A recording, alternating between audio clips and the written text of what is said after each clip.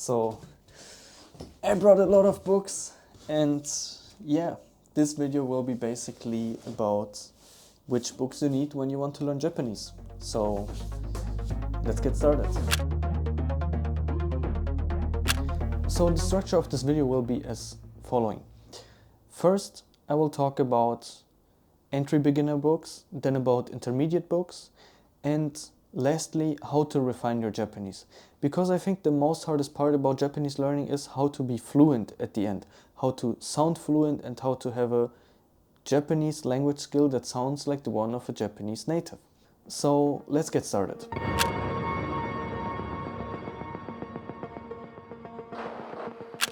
For entry-level books, I used Mina no Nihongo, and I think they're still really good to learn Japanese. And I would recommend you to start with those books. As far as I remember, they're all in Japanese, and that can be a bit hard, but because everything is in Japanese, you kind of start to learn how to use Japanese language and also how to understand everything. And of course, in the most beginning, even before you use those books, you need to learn hiragana and katakana by yourself. There are like countless, there are countless sources in the internet you can use by learning hiragana and katakana. And I would also advise you to tell them to learn them next to each other. For example, the katakana he and the hiragana he look pretty similar, right? So if you learn it together as a set, it's easier to remember. So let's get to the intermediate stage. Well, this is not exactly intermediate level, but from when I finished taking the Mina no Nihongo books for learning, I started to use these books here. So there are 5 parts of those books that I will explain now. And they're called Shinkansen Master. They're especially for people that want to do JLPT. And I would advise you that when you learn Japanese, at a certain time you should do a certificate, a language certificate, because this will prove your actual language skills. And the JLPT has 5 levels, from 5 the lowest to first the highest. These are for the highest level now, so they're not really intermediate, but you can just get the intermediate version. Also, one thing I want to add, if you don't like Mina no Nihongo, you can also just start from the Shinkansen Master version of JLPT N5. Yeah. But anyway, when you finish Mina no Nihongo, I would advise you to start from N3 to N2 books. So yeah, basically you have a kanji book to learn kanji, and then you follow with vocabulary, and you have grammar. Those are the first 3 books I would start to learn, because those are the most basic things to learn in Japanese language. Grammar, kanji, and vocabulary. And then there are 2 books, and one is for reading and one is for understanding, so listening. So in the later part, when you finish the basics with kanji, grammar, and vocabulary, I would switch to reading and to listening and reading.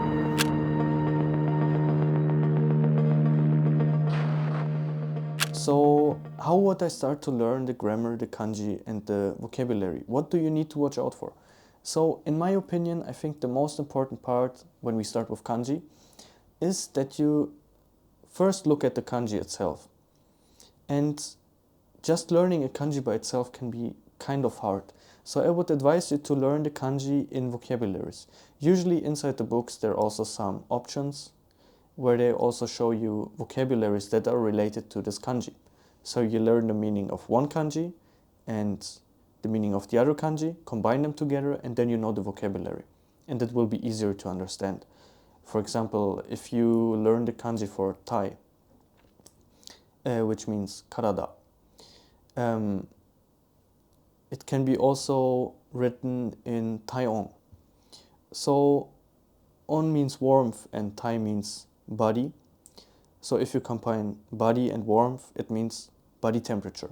So with this mindset, I would learn kanji. Then I would watch out for 2 things that are already mentioned in a past video, and they are spaced repetition and structured learning.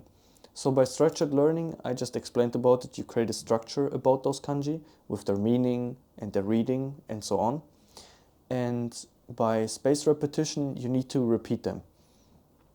There are some apps on the internet you can use. I would recommend Anki to you. You can just look it up in the internet, and it will always take a certain time slot and then show you those cards so you don't forget them.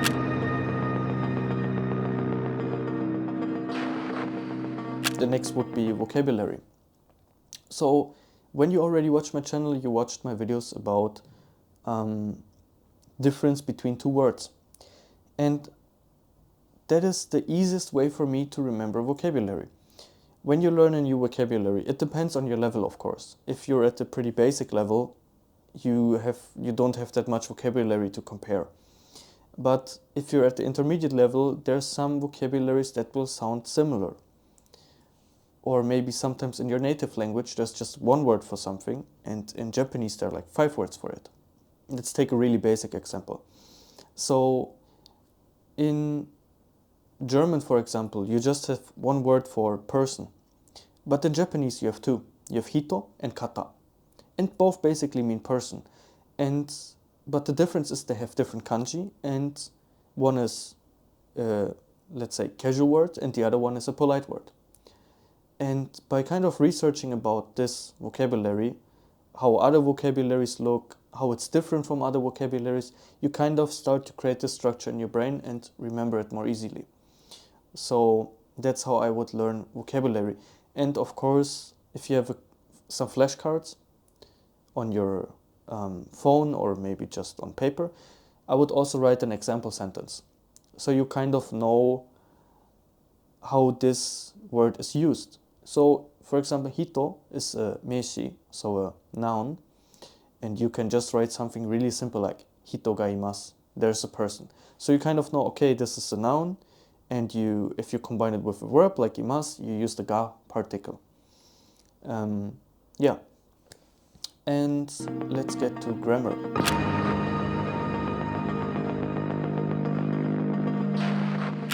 So for grammar, you have the explanation in your book, and I would also go to some websites that I will showcase you soon. But you can just research on the internet too. So try to get some different explanations on the same grammar. So if you not just have the explanation in the book, but also have the explanation in the internet by some other site, you can kind of compare it and understand it a bit better, I would say. And for grammar, there are some basic things you need to watch out for. So sometimes there are grammars that have the same meaning, but one is polite and one is not so polite. Or one is used for written explanations and one is used for daily conversations. So for example, these are things you need to watch out for. And when you learn the grammar, put some example sentences. And really what helped me when learning grammar is, I put the grammar, and usually grammar is a tool to connect usually 2 parts of a sentence, or sometimes even at the end of a sentence. But pretty often they connect 2 sentences. So I would always try to get kind of like a structure of your grammar and then A and B. So what is usually in front of your grammar? And what is usually at the end of your grammar? And maybe there's nothing behind that, what is usually in front of the grammar? So to kind of get the structure in what situations you use something, this grammar. And yeah, then just write down, okay, you have this grammar and this is used for those 3 purposes, and then for each purpose you write down 1 example sentence, for example. So that's how I kind of learned grammar basically. And one small addition, this for example is the book I used as a grammar book too. So to kind of cross-read everything that is written inside the Kanzen Master book, I use this book too to kind of have more input, I would say.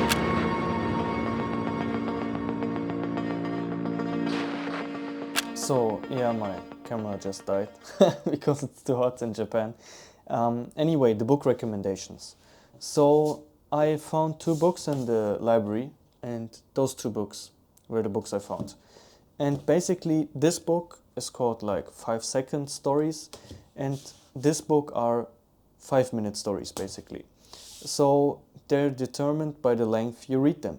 And one good thing about those books is that you can basically read them everywhere, because the 5-second stories are about 2 pages, and I think the like 5-minute stories are about, I don't know, 10 or 5.